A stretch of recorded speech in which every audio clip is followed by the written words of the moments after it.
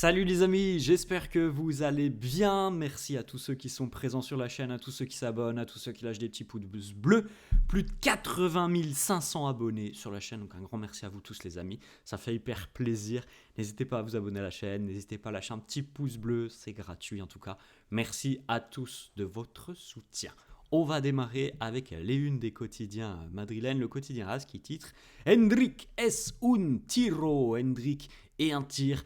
Voilà, le but, le très beau but d'Hendrik hier dans la construction avec la belle ouverture de Jude Bellingham que l'on retrouve sur cette une du quotidien AS et la finition de l'extérieur d'Hendrik qui était titularisé. Alors, on l'avait dit hier, Mbappé avait un problème aux dents et donc il n'a pas joué cette rencontre. Hendrik était titularisé.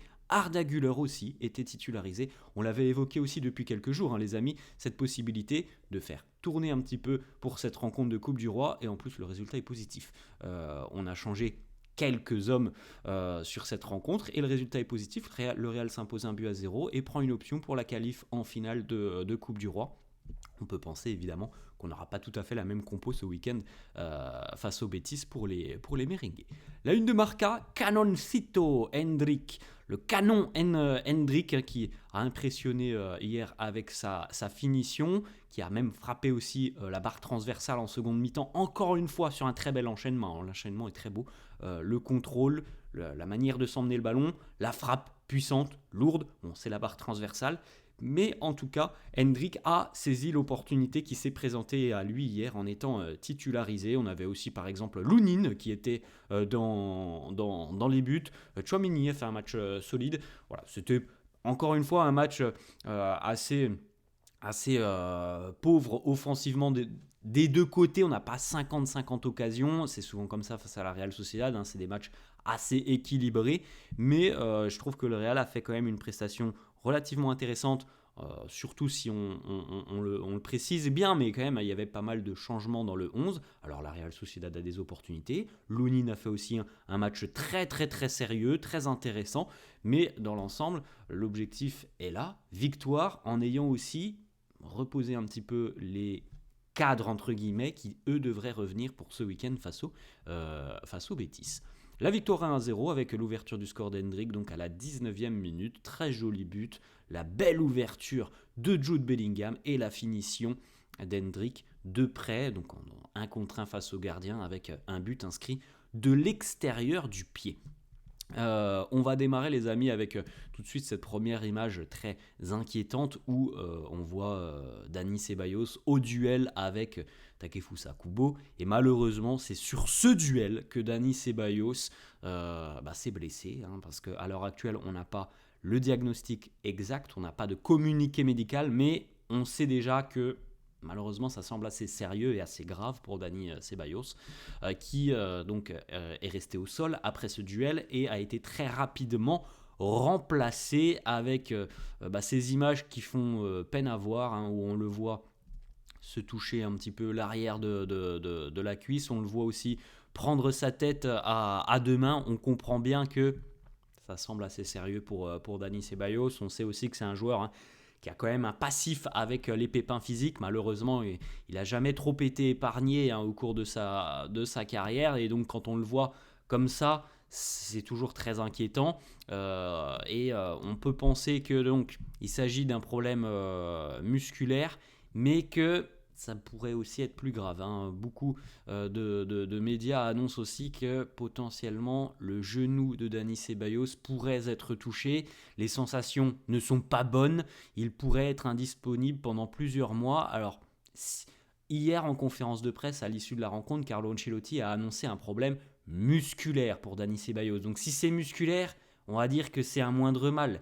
Par contre, si le genou est touché, là, les amis, évidemment, ça sera quand même beaucoup plus grave. Donc, on va attendre le diagnostic qui devrait tomber aujourd'hui, puisque Dani Ceballos devrait passer des examens dans le courant de la journée. On va espérer que le genou n'est pas touché et que c'est juste, entre guillemets, qu'un problème musculaire. Mais évidemment, c'est des images qu'on n'aime pas, que ce soit Dani Ceballos ou un autre, mais peut-être encore plus un joueur comme lui parce qu'on sait qu'il a déjà eu malheureusement pas mal de gênes tout au long de sa carrière. De le revoir comme ça où il a tout de suite compris, je pense que c'était assez sérieux, ça fait évidemment mal.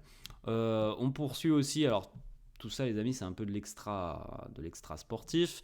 Évidemment, hier, comme souvent, on a eu des problèmes en tribune envers les joueurs. Alors, la rencontre a même été arrêtée par l'arbitre, le fameux protocole.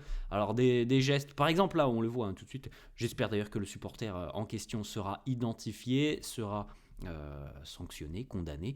Des gestes de singe tout simplement, destinés à Vini, qui d'ailleurs portait le brassard de capitaine. Hier, vous le voyez sur cette photo, on aura deux petites déclats de Vini dans quelques instants. Donc des gestes à caractère racial envers Vinicius, et puis aussi les amis, évidemment, vous l'avez peut-être entendu si vous avez suivi la rencontre à la télé. Le stade, alors toute l'intégralité du stade là, c'était assez impressionnant. Toute l'intégralité du stade qui s'en est pris à Raúl Asensio. Alors vous le savez peut-être aussi, mais il y a des histoires entre guillemets qui tournent autour de Raúl Asensio. Je ne vais pas les relayer ici, vous n'aurez pas de mal à les retrouver si vous souhaitez sur internet. Des histoires à caractère un peu sexuel et qui sont pas très reluisantes. Bon, on verra ce que ça donnera, mais évidemment du côté du stade, on en a profité pour demander la mort de Raúl Asensio. Donc quasiment tout le stade chantait Raúl Asensio, die. Évidemment, Carlo Ancelotti a sorti Raúl Asensio qui était très touché. Ce sont les mots de Carlo. Imaginez un stade entier qui scande votre nom en disant que tu meurs, tout simplement. Il était très, très touché. Je l'ai fait sortir à cause de ça. Voilà ce qui s'est passé un petit peu hier au niveau extrasportif du côté d'Anoeta. On continue avec le 100e match de Brahim Diaz. Ça, c'est un peu plus réjouissant. Le 100e pour Brahim sous les couleurs du Real. Ça fait plaisir, évidemment, pour lui qui continue de s'inscrire un peu plus du côté du club. Ensuite, la performance d'André Lounine, qui était donc titularisé et qui potentiellement pourrait aussi jouer le match retour. André Lounine a fait un gros match. Hier, il a eu des arrêts importants à réaliser. Il les a réalisés. Pas une situation qui est simple pour lui, il joue pas énormément, on fait appel à lui une fois tous les 3 semaines, grosso modo, et il a été quand même présent, très impliqué, très concentré tout simplement dans son match avec, je crois, 5 arrêts hier pour André Lounine. Carlo, justement, interrogé sur l'option qui sera utilisée donc, dans un mois pour le match retour. Et lui, quel gardien pourrait jouer la finale? Il nous dit Lounine jouera certainement la demi. Il n'est pas d'actualité à l'heure actuelle d'évoquer la finale. Il n'y a pas de débat là-dessus. Voilà, pour le moment, le Real n'est pas en finale. Il faut le rappeler quand même, il y a une belle option qui a été prise hier, mais il y aura cette demi-retour et c'est dans un mois. Ensuite, les amis, le but de Hendrik. Alors vous voyez la fameuse célébration où il glisse sur ses genoux avec la poignée de main qui est prête. Le but d'Hendrik qui nous dit « J'ai marqué de l'extérieur du pied. C'est un très bon but, un très beau but pour moi. J'aime marquer des buts, j'aime aider l'équipe. » Mais bon, je suis quand même un petit peu énervé parce que j'aurais pu marquer un autre but, je l'ai raté, mais je vais apprendre de ça. Alors on l'a dit tout à l'heure, il y a aussi cette frappe sur la barre transversale, mais l'enchaînement, le but, on sait, il est capable de marquer, il a marqué hier, il aurait pu mettre un doublé, ça viendra certainement aussi, mais l'enchaînement est magnifique de la part d'Hendrik. D'ailleurs, l'enchaînement sur les deux buts, celui qu'il va marquer, où il s'emmène aussi le ballon, le contrôle plus l'orientation du corps, l'orientation du ballon, et le deuxième c'est pareil, sauf que la finition, ça fait barre transversale. Ensuite, les amis, les stats de Jude Bellingham. On rappelle que c'est un match particulier pour Jude puisqu'il est suspendu pour ce week-end et pour la Ligue des Champions la semaine prochaine. Donc au final, c'est le seul match que Jude va jouer avant 10 jours. Et hier, Jude a délivré donc une passe D, 6 passes clés, 2 grosses occasions créées, 86% de passes réussies, 4 tirs, 3 sur 4 pour les longs ballons, 2 tacles, 4 dégagements et 2 fautes obtenues. Un match XXL pour l'international anglais. On l'a dit aussi tout à l'heure, les amis, ça fait bizarre de le voir avec le brassard de capitaine, mais c'est aussi une satisfaction pour tous les supporters du Real et c'est une immense fierté pour lui. Vini était le capitaine hier, ça lui donne aussi évidemment l'opportunité de pouvoir aller échanger avec les arbitres sans risquer le carton jaune, ce qui est quand même assez cocasse quand on connaît le passif de Vini avec les arbitres. Vini qui nous dit voilà, c'est un sentiment inexplicable d'être le capitaine de la meilleure équipe au monde. Je veux écrire l'histoire ici encore une fois. On a ces messages, il les martèle ces messages depuis quelques semaines, comme pour dire à toutes les rumeurs qui sortent d'Arabie Saoudite, taisez-vous, mon avenir, c'est ici, c'est à Madrid. Voilà, Vini qui nous dit aussi, je veux jouer 500 matchs avec le Real Madrid. Il le dit ce samedi face au Betis. Je vais jouer mon 300e match avec le Real. Je veux atteindre la barre des 400, la barre des 500 et continuer à écrire l'histoire ici au Real. Tony Kroos d'ailleurs, et on va terminer là-dessus les amis, c'était assez sympa de voir ça.